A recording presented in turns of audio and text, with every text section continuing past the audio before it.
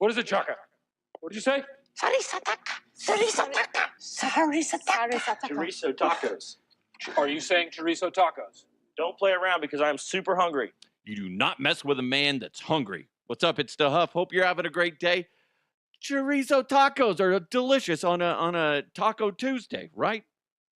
Listen, I gotta be honest. I'll eat any kind of tacos, but preferably soft tacos. Not a huge crunchy taco. I know a lot of people are like, I'm all about the crispy tacos. Fuck that shit. Fuck that shit. I want some soft. Well, there's two ways you can either do street tacos, or I like the flour soft tacos. Oh, amazing. I love food. Oh my Lord, I love food. And if you get a good, like, say, sauce on there, like a good taco sauce, a simple way to do it, just take some cream, sour cream, mix a little bit of hot sauce with it. I know it sounds stupid and basic, but it can really elevate a fucking a taco. Maybe you do a little bit of hot sauce in just a drop or two of what would it be? Somebody's calling me spam. Like a little bit of lime juice or lemon juice. Oh, elevation, so high. Anyway, a lot to get into. Hope you're having a great day. I get distracted so easy. It's really fucking annoying. It is. Probably more so for you who's listening going, I just want this taco recipe. Holy shit, man. Man, goodness gracious. By the way, that soundbite is from Land of the Lost with Will Ferrell and Danny McBride. One of my favorite comedies of all time. I laugh. I can watch that one right now. I could do it right after the show and still be just locked in and just appreciate the humor. I love it, start to finish. Great movie. Anyway, hope you guys are having a great day. A lot to get into. Hit that subscribe button wherever you're listening or watching. And remember, today's show is brought to you by Kirkwall Group, as well as Game Time PDR, and of course, Bet Online. In fact, Bet Online continues to be the world's most trusted betting platform and your number one source for online betting. From the earliest odds to in-game live betting, Bet Online provides you with all the action and the ability to watch the games as they happen. With the largest selection of odds on everything from football, the NBA, college basketball, NHL to UFC, go to betonline.ag today and don't forget to use promo code BLEAV, which is spelled B-L-E-A-V, BLEAV, and you're going to get a welcome bonus on your first deposit. Bet Online, the game starts here. If all of a sudden I have to stop and then just restart again, it's because my daughter's upstairs and the stomach flu is going around in at least her grade. I imagine most of the school, because she shared stories of in the past, like, say, 7 days of school, there's been at least 3 kids that have puked at school. So that's great. As of right now, I feel fine. Until all of a sudden I'm like, guys, I don't feel so well. Oh, God. We have the puke bucket set out. Do you guys have a puke bucket? Did you have one growing up, or do you have one now? I didn't have one growing up, but it makes so much sense. I have this universal 5-gallon bucket. I've used it for so many different things. But when people are sick in the house, I rinse it out, and that's what I put next to wherever they're sleeping. I'll get the puke bucket. That's what we call it, the puke bucket. It's a Lowe's blue bucket. So we know that if we're sick, we need that where you're resting, okay? Just in case. It's the just in case type of bucket. But what's funny is when it's not being used as the puke bucket, I clean it out, obviously, if somebody does puke in it. But I put cleaning supplies in there. I've used it at one time to catch mice. Don't worry, I fucking scrub it out. God. Oh, you're doing that? Somebody's gonna get sick. Yeah, well, they're already puking in the bucket. It's fine. So it's interesting. I don't know. Does every family have a puke bucket? I didn't know this until I was talking to Scott Hastings once, And he started talking about, this is really gross. Never had this growing up. But he was talking about a poop knife. I had never heard of a poop knife. But apparently, that's a very common thing in houses. And what is it? It's you have a plunger, but you also have like a poop knife or a poop hanger that sometimes you have to stick into the toilet to break it up. Isn't that gross? I never heard of it. I guess in a way it makes sense. I had to do that one. I shared that story with you. It was like 2 years ago.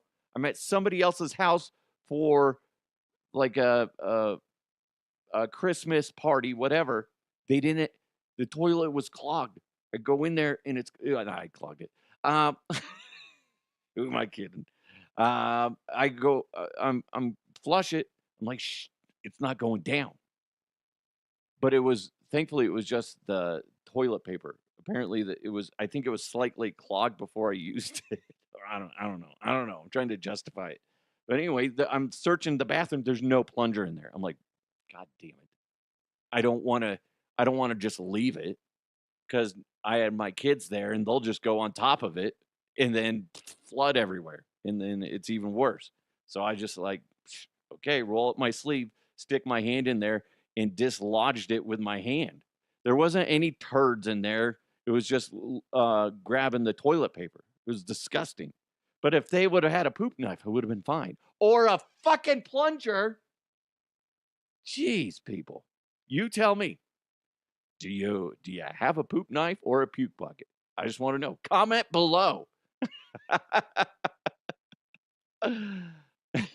That's like your only contribution to the show. Like you've been listening for years, and then you're like, you know what? I feel like this is my time to to interact. You don't have to if you don't want to, but I think that would be hilarious. Oh, this is Tanya. Tanya says she has a poop knife and swears by it. Yeah, I had never heard of that until I believe that was when I worked with Scott Hastings and Alfred Williams, and Hastings brought that up. And to him it was just like, no, yeah, no kidding. Everybody has a poop knife. Like, no, they don't. That's not technically everybody across the board has a poop knife. No. Anyways. Sorry. That's now you're going to be like looking at people, and if you don't have one of those, you're going to be judging them. You'll be like, I bet they have a poop knife. Ew, gross. Don't go over there and use their silverware, okay? Don't. But you know what we need to do right now? Jump into the headlines. Let's go! And now, here are the headlines. Yeah, how do you get out of that conversation? Anyway, this is bizarre.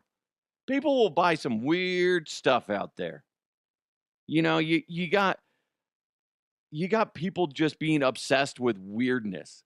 You have that United Healthcare worker, like there's people wanting to have his babies and all this other stuff, and you know, people are holding him up on a pedestal, all that stuff. It's really kind of bizarre. But this is pretty fucking bizarre too. I don't know who would want to buy this. O.J. Simpson's prison porn stash is going to be sold at auction. Who buys a box of porn, let alone a former murderer who died, his box of porn that he had in fucking prison? That's just bizarre to me. I don't what's wrong with you? Could you imagine, like, you bought it, you won the auction, woo! I can't imagine, but you never know. I can't imagine that there's going to be a lot of people fighting over that box of porn. And then the dude afterwards, he's like, okay, you won, right? You're collecting on your prize or whatever you call it. Hey, man, got a big box of porn for you. Yeah, thanks, sir. Why? I mean, it's kind of sick and disgusting in the sense of, one, it's a twisted individual's possessions, and then two, it's what he would jack off to while in prison. Why? Are you going to use it? Are you going to spank yourself to those? Be like, oh, OJ did this too. Wow, look at us. I feel like oh God, I'm sorry. I was going to go down a wrong path. Play with yourself. It'll be good. Everyone, whack away. It's just so wrong. Twisted. You can finish that, whatever joke you want to insert there. But I just think that's disgusting. Be like, oh, look at us. We're masturbating together in his spirit. Oh, come on, people. What is wrong with you? Why would you buy O.J. Simpson's prison porn? Fucking twisted. Again, I say this all the time. Imagine your significant other. Hey, we're missing like $20,000 in the bank account. Where'd that go? Oh, I went to an auction and bought some memorabilia. Okay, I'm listening. What was it? Oh, it's just some stuff, like some collector items. Okay, elaborate, please. Well, it's some stuff of O.J. Simpson's. Okay, that piece of shit. What did you get that used to be O.J. Simpson's? $3 of porn. What? What did you just say? I couldn't hear you. You're mumbling. Porn. What? Say it clearly. I bought O.J. Simpson's big box of porn from when he was in prison. I'm sorry. No offense, but you are a stupid asshole.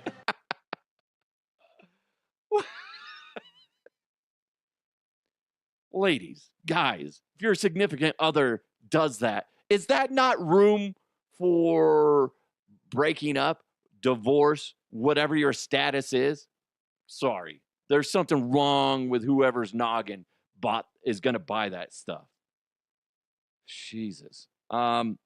Lily Phillips, we were just talking about her last week. She's the lady that really wants to bang 1,000 dudes in 24 hours. Whoa, God. You know, bless her soul, okay?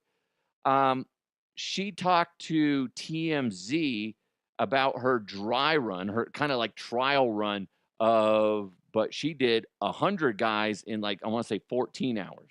So to kind of set the scene, I'd finished a 14-hour slog of a very hard and stressful day. It was then extremely overwhelming because as soon as I finished, I didn't really think I even got time to shower or eat or anything. There was a camera crew there filming me and kind of, you know, prodding me with questions about the day and everything like that. And it was very overwhelming.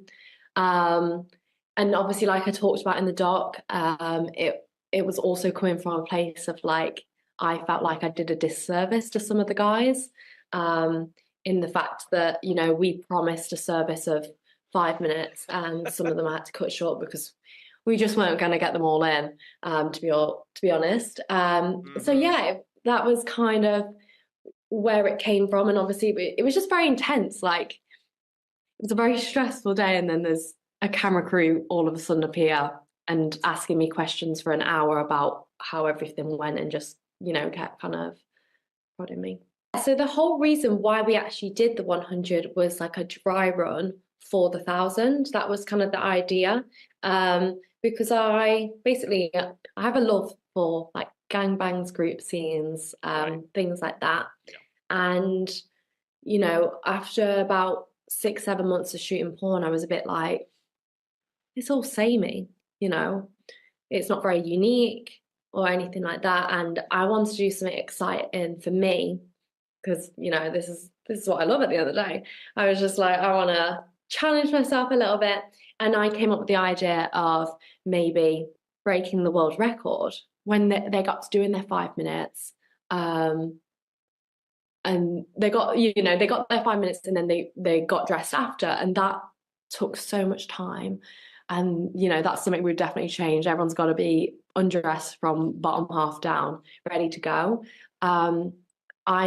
This time we're also going to have like fluffers, like girls who are there just predominantly for oral to get the guys ready and hard for me. So that will save so much time as well. I found it really hard, the conversing. You know, these guys have supported me for a while. They've, you know, talked to me on the internet, they've seen me, and I want to give number 1 and number 100 the same energy. And so it's hard to stay really high energy throughout 14 hours of a really long, stressful day. There's a lot in there, and I hope you were able to make it out. I know she has a kind of a thick British accent. She's like, listen, I like to go fuck about. And listen, guys need to come in, trousers down already, rock hard, ready to pound my slam. I don't know what slam. Pound my slam. I should have said pound my clam. Sorry, my bad. So it kind of goes with what we were talking about last week. I guess she loves to bang. She does. That's right. She's a good person. She likes to give, and as do I. Thanks, Connery. No. What? I'm just saying I'd like to bang her. Okay, get in line. Okay, but you're a ghost, so it's kind of weird. Anyway, so it was kind of like what we were talking about last week. There's no time for foreplay from her. And it's just like, you got to go bang, bang, bang. And she was saying they were given 5 minutes per, but they didn't say if that was part of the regulation or not.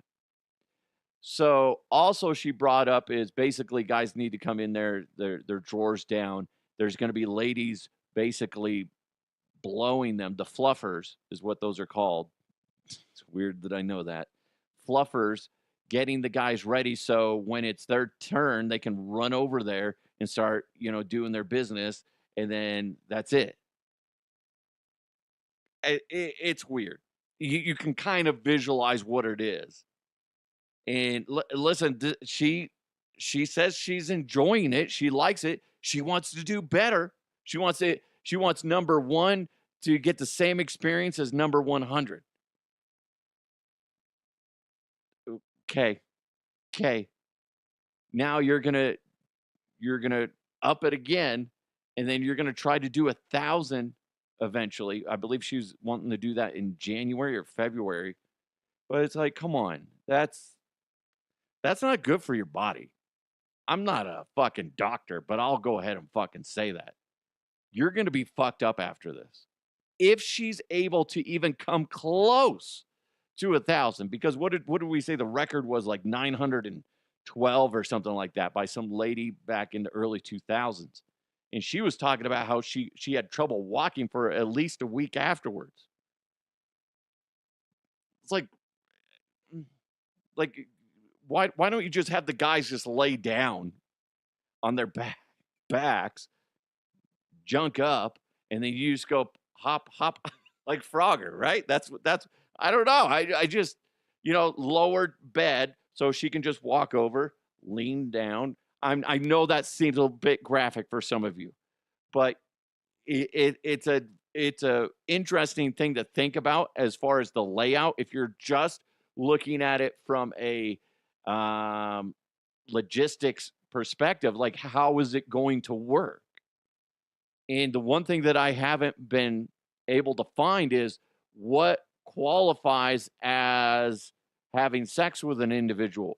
Is it more than one insertions? What is the insertion count? Is it based off of time, or is it based on number as far as going in and out? It's very interesting. And I just imagine this lady when she's like a grandma. It's like, no. Oh, what? What? What did grandma do to become famous? Oh, wow. Okay. This is another person or a group of people trying to get into the record books, and these guys did it. Members of an Indian martial arts group, collective, broke a Guinness World Record. Most slices of cucumber cut by a chainsaw while the cuke is held in another person's mouth while the chainsaw dude is blindfolded. They did this in 1 minute. Who fucking comes up with this? Who? So could you imagine? By the way, they did 71. They did 71. I'm going to post the video on the video version of this podcast, and you'll see what I'm talking about. They come really close to slicing off the dude's nose. And it makes me wonder, like, how many guys did they go through that's holding the cucumber? How many guys did they mangle The first guy that comes up with the idea, he's just like, guys, this is what we should do. You hold a cucumber in your mouth. I'm going to be blindfolded. I got a chainsaw. Let's trim it up, see how many slices we can get. Anybody with me? Did you eat a lot of paint chips when you were a kid? Why? Because that's a dumb fucking idea. My God, people. Just because something pops in your head doesn't mean it's something you should follow through with. I posted the video originally on my Twitter account. JR Slick wrote, "Who comes up with this shit? Must be pretty fucking boring living wherever these guys are from." No kidding. Oh my Lord. Oh. You watch the video and you're just thinking, he's blindfolded. I wouldn't trust anybody to do that with their eyes fully out and about. It's ridiculous. All for what? For what? So you can get your 5 minutes of fame. It's ridiculous. I just had a bad visual of the guy, his side. Could you imagine? Oh, this is like an SNL skit waiting to happen. Like they're like, we did it. And then they're like, the cameras are scanning the rest of the team, the people that helped, practice this and everything. And there's just like guys with like no noses, like Voldemort type of thing, or messed up faces. It's fucked up. They're like, yeah, good job. Oh shit. That's so wrong. It's so wrong. But it's like, that there had to have been some mistakes. They're like, okay, guys, we're going live. We're not using the dummy chainsaw. We're using the real chainsaw today. Next thing you know, God damn it. He moved. That's not me. He moved. He's like, my beautiful nose. Can't have a dude with too big of a nose, can you? Oh, Lordy. A man in India was using the bathroom when all of a sudden a big-ass tiger stuck its head through a hole in the wall. Like, the dude's just like dropping a deuce. And apparently wherever he was at just had some random fucking hole in the wall. And the tiger just pops his head through like, hey, y'all, what's up? Oh, man, somebody needs to change his diet. Holy shit. I wonder how they lured him away. Tigers love pepper. They hate cinnamon. They do hate cinnamon. Holy shit. Tigers love the pepper. Listen, we talk about snakes all the time, especially in India, Indonesia, places like that, where they have experiences where that one guy got bit on the testicles by a snake. It was a non-venomous, which is almost worse because in a weird way, because those fangs are a lot different. They're not made to come out. They're made to shred or hook into its prey. So they're barbed, I believe. So when he pulled it out, it just like shredded his nuts. You get a lot of stories like that. Now you throw in fucking tigers. So listen, you think you got it rough. Go live over there where they're dealing with snakes. It's just part of their life. They got tigers peeking in on them while you're dropping a deuce. We got it easy over here for the most part. Pretty fucking simple. Hey, listen up, Denver. I keep saying Denver. What the fuck is wrong with me? Like my lips are dry. Got to moisten them up. There we go. Listen up, Denver. Remember this name? Game Time PDR. I know a lot of you got dinged up by all those hailstorms back in May. I did. And it's hard to find a reliable, trustworthy place to take care of your vehicle. Well, guess what? I got that place for you. It's Game Time PDR. They're very reliable, very trustworthy. They're an amazing group of people that work over there. They specialize in paintless dent repair, which saves the integrity of your vehicle and restores the value back into your vehicle. Now, to celebrate the end of hail season and those procrastinators out there, they're offering a $200 gift card to get your vehicle fixed. Game Time PDR has an expert claim specialist on staff to take the hassle out of dealing with insurance claims and to make it a seamless process. Game Time PDR is going to pay your deductible up to $1,000, but they need to see the vehicle in order to qualify. They're able to pay your deductible because they work and advocate for the customer first before the insurance company. Game Time PDR's expertise and experience are unmatched. They have over 30 years of experience in the industry, and they have some of the best technicians in the world. Call Anthony right now, 303-955-8200 to schedule an evaluation. Again, that's 303-955-8200. It's Game Time PDR, the MVP in dent repair. I'm wearing this new shirt today, and it's a button-up. But if I button it all the way up, I apparently have a fat neck, and I just don't like the way it looks. So I have the top two, it's basically the top two buttons are undone. So I'm really exposing my chesticles. Ladies, fellas, you're welcome. Soak it up, fellas. Look at that chest hair. It's gross. Grody. I got to keep the chest hair, otherwise my disgusting body is fully exposed. So there you go. Sorry. Here we go. Let's jump into some sports. Going deep, tight ends and long balls. No, it's not an invitation to a Diddy party. Gross! It's sports with the Huff.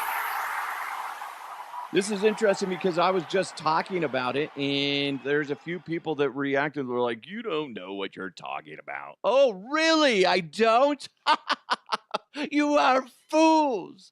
Fools. The words that come out of my mouth need to be caressed and held up high.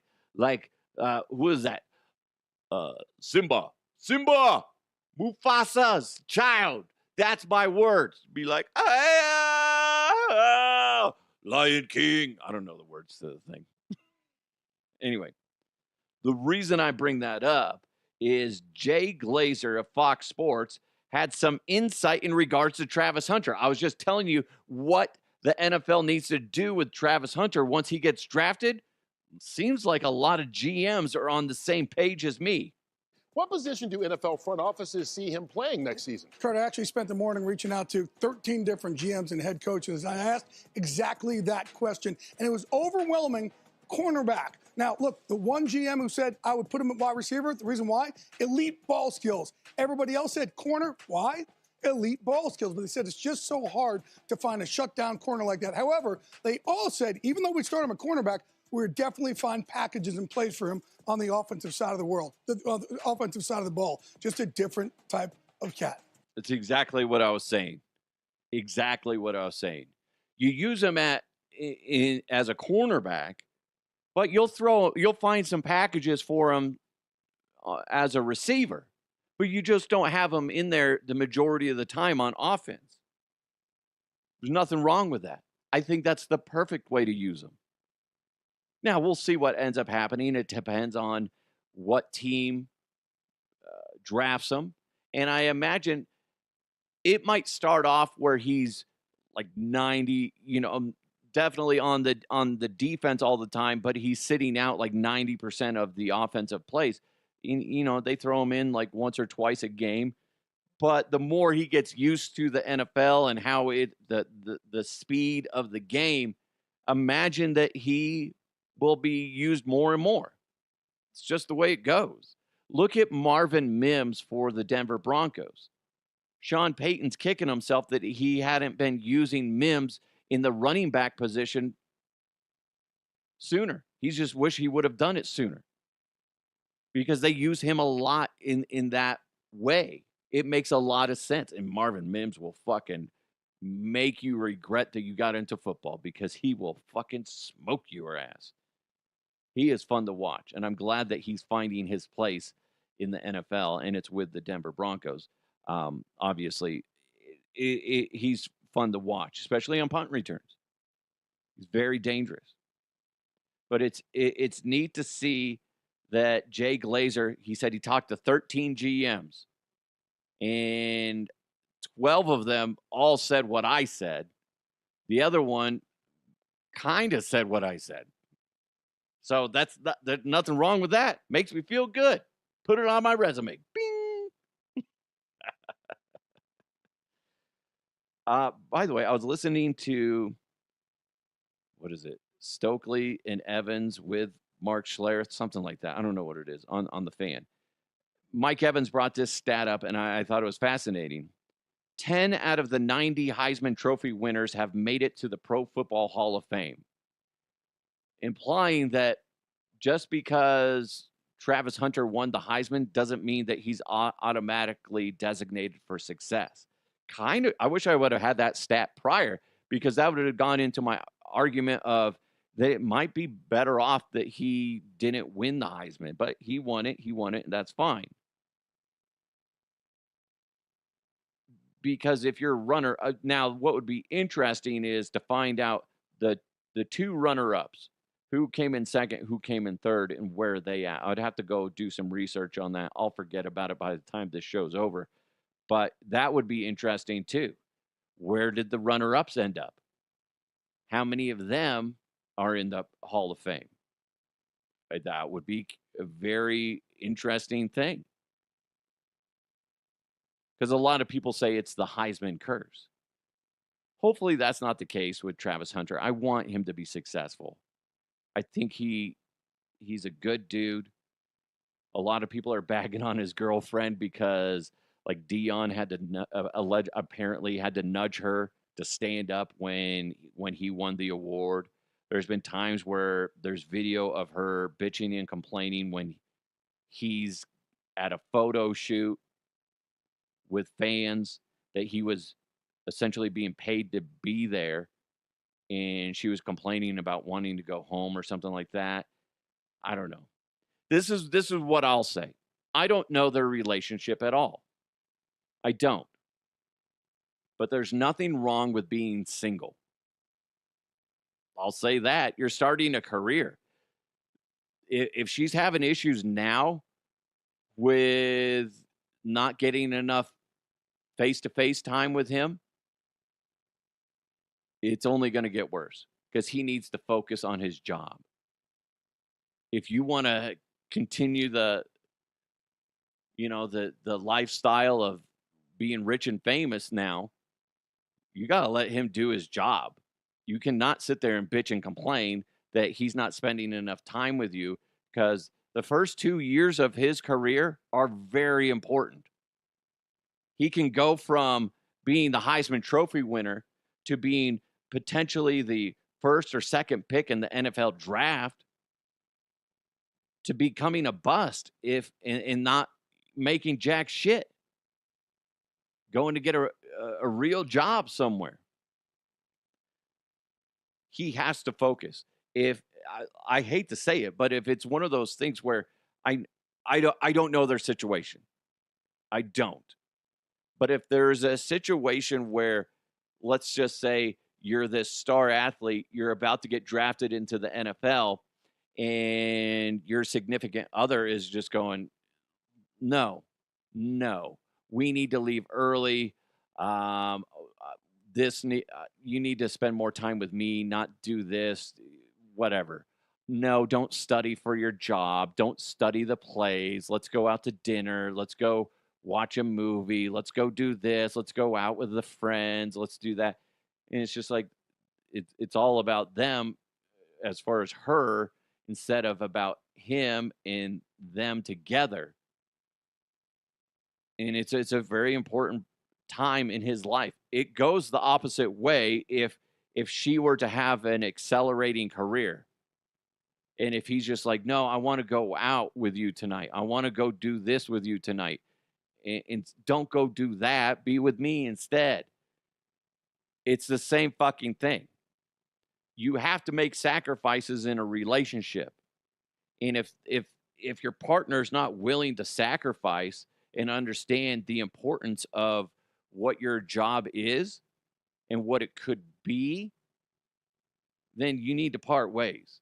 Because right now, it's time for Travis Hunter to be all about himself. I know that sounds fucked up to some people, But if they can't find a work-life balance, then he needs to just be him and take some time away, and maybe they get back together. Listen, I'm not saying break up, but in a way I kind of am, if they can't figure this shit out. Because back here, the optics are there's some trouble. But I'm not there. I'm not in their relationship. Maybe everything's fine. Maybe it's just the media being a bunch of cunts and getting into other people's businesses. C-word alert. C-word alert. Both are very logical avenues. But the point is, when you're starting a career, you need to focus on your career. You have to focus on your career. It's difficult. Not everybody can be in the NFL. It's a very difficult thing to do. He has this amazing opportunity. He's worked his ass off like no other to get where he's at. And hopefully that translates into him being successful in the NFL. But I don't know. I mean, I don't really truly know what's going on with them, but hopefully everything's fine. Hopefully they stick together, and hopefully it's just the media being a bunch of dicks and trying to stir the pot when there's no reason to stir the pot.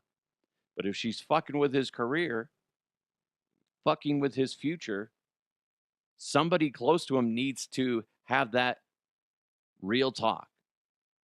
If that's the case. If not, everybody let's just back off on that shit. Back off. Let's real quick jump into the mailbag. Mailbag. You've got mail. Before we dive into what J.R. Slick is saying, hey, if you're running a business and need some help with the back of the house, you need someone with experience and is trustworthy, you need the Kirkwall Group. They got over 30 years of experience, and Richard and the Kirkwall Group understands that you and your business deserve someone who's efficient, timely, accurate, cost-effective, focused on your success, and is working to save you money. Kirkwall Group can help you with your bookkeeping, accounting, management services like CFO, controller, accounting manager, projects and support, as well as tax planning and preparation, like income, property tax, sales, and use tax. Go to kirkwallgroup.net. Again, kirkwallgroup.net. See everything they can do for you and your business. On there, you're going to see a way for you to interact with Richard and the Kirkwall Group. You can call them 833-547-5925. That's 833-KIRKWALL. And what you can do is set up a free 30-minute consultation. They're going to walk you through everything that they can do for you. Again, kirkwallgroup.net. It's Kirkwall Group. They count what counts for you. So I put out on Twitter, give me something random to talk about. John wrote in, John from the Bay Area. He said, what year will the Rockies make the playoffs again? Over, under on what decade? John, that's actually kind of a funny question. I don't see it happening anytime soon. If I were to put money on it, this is assuming that the ownership group doesn't change. Because if all of a sudden the Monforts decide to go, you know what, let's sell, let's give it to somebody else, and if somebody else has, a good way to run things, sure, this could all change. But assuming nothing changes, what I would say is, just to make the playoffs, I'm saying 7 years. That's what keeps popping in my head. 7 years. That's 7 years of just basic ass shit. And honestly, I just don't, that's still a stretch. There's no belief in the Colorado Rockies. It's kind of sad because baseball is a beautiful game, but the Rockies make you cringe when you watch it.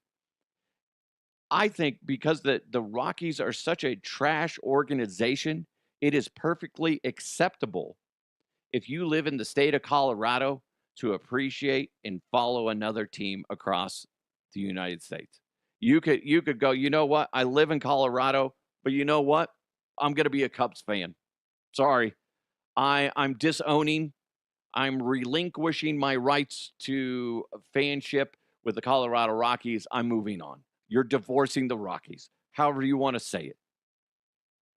I think it's perfectly acceptable because the Rockies are trash. They don't deserve your money when they're not what looks like, as far as the optics go to me, is they're not trying to be competitive. So why the fuck would I waste my time and energy with them? I'll go to a different franchise. Fuck the Mets. Look at the Mets are trying to do shit. Go with the Mets, something like that. There's a lot of other teams out there that are actually putting in effort to achieve success. Whereas the Rockies, they're content with being in the slum. I hope that answers your question. I say 7 years, but fuck, man, it could be 17. They just don't seem to be trying very hard. They half-ass it. And I'm not saying the players, what they need to do is they need to bring in better players to help raise the boat of all the other players around them. So, yeah, I mean, John, I mean, it's just the Rockies are a pathetic organization that just drives me nuts. We have great fans here in Colorado. They deserve better than what you're putting out there. The Rockies ownership, the Monforts, they either pull their heads out of their ass and do a better job of owning the franchise or sell it. Give it to somebody who gives a shit, who wants to be competitive, who wants to go after the fucking ring, not just after the dollars. I get it. Business is business. Business, you're all at the end of the day, you're about making money. You can make a lot more fucking money if you're competitive. You got to spend money to make money. Blah, blah, blah. All the cliches in business. But you're content with, guys, we don't need to spend that much money to make a bunch of money. We can just do this and it's fine. We don't have to be competitive. We can still win the finance game. And that's what they're doing. Nobody has ever come out from that ownership group and really defended in a good way of what they do and how they do it. Get another organization in there. I would love to see the Walton Group, the group that owns the Broncos, the Walmart Group. Listen, they're doing a lot of shit to try to make sure that this Broncos team is successful, and they're doing a lot of things to make the fan experience successful as well, which the Rockies are trying to do the fan experience part, but they're not doing everything they can to have a competitive team. So fucking change shit up. It's really frustrating because if you think about it, yes, the Nuggets are stumbling every now and then, although they had a great fucking comeback win last night, and what an exciting last 2 minutes or a minute 30, some shit like that. It was fucking wild. Nuggets end up winning, but they're at least competitive. The Avalanche have some issues, but they're still competitive. The Broncos are now competitive. Then you got the fucking Rockies. They're the what is it? Oh God, I gotta find this. The Rockies, you forget, are there. The Rockies are Johnny Tyler from Tombstone. Johnny, I apologize. I forgot you were there. You may go now. Right? That's what they are. Like, oh shit. I totally forgot you were there, Colorado Rockies. Nuggets, Avalanche, Broncos are fun to watch. CU Buffs are fun to watch. Colorado State Rams are fun to watch. Air Force Falcons are fun to watch. There's a lot of fun sports entities in Colorado. Then you got the Colorado Rockies. Forgot you were there, guys. Maybe step your shit up. Whatever you are doing now isn't sitting well with the fan base. It upsets our stomach. It makes us irritated. Makes us want to go rush to the bathroom and flush it out. That's what your product is, Colorado Rockies. Do something about it. You're a joke. Fix it. You either sell the team and give it to somebody that gives a shit, or start giving a shit about your product and do something about it. So, John, going back to your question, sorry. 7 years at the very least that they make the playoffs again. I want to be wrong. I don't believe I'm going to be wrong. We'll see. We'll see. There's a lot of ifs and buts in there, but I would like the Rockies to be competitive, because that would be, just imagine this state and how fun it would be. Man, just imagine you got the Broncos humming, you got Avs, Nuggets, Buffs, Rams humming, and then you throw in the mix of Rockies humming too. Ooh, dang, that would be fun. Fun. Imagine how much money you guys would be making, Montfort's. A lot more. Anyway, maybe they just don't know what they're doing. That's a big, big possibility. Who knows? Who knows? Anyway, you guys are amazing. Thank you so much for tuning in. John, thanks for chiming in. JR, thanks for chiming in as well. If you guys want to be like those guys, and if you have time, you want to interact with the show, please do so. You can hit me up on my socials at DeHuff Podcast, or you can get me on email, dehuffpodcast@gmail.com. Whatever you want to do. Maybe you just want to slide into my DMs. That's fine. I'll be there. I'll be there. Ooh. No nudes, please, sir. Sir. No nudes. Ladies, hi. Anyway, you guys are amazing. Hope you had a great day. Hopefully you laughed a little bit in this episode. Thanks for watching. Thanks for listening. Make sure you hit that subscribe button. Also, don't forget to click the like button. That helps a lot. Thanks to Kirkwall Group, as well as Game Time PDR, and of course, Bet Online. You guys are amazing. Have a wonderful day. Let's continue to move forward. I'll talk to you next time.